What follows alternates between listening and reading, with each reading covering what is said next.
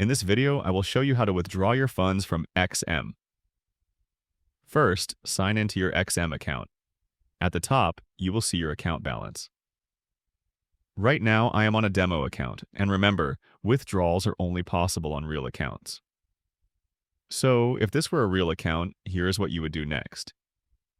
On the left side, click the menu icon with 4 squares to open more options. Then select Funding. Inside the Funding menu, choose Withdraw. On the right side, click Withdraw again. XM will first ask you to verify your phone number. You will receive a code via SMS. Enter that code to continue. Once verified, you will see all the available withdrawal methods. Just pick your preferred method, enter the amount, and submit the request. After that, XM will process your withdrawal. That is how you withdraw money from XM. If you found this helpful, consider subscribing for more tutorials.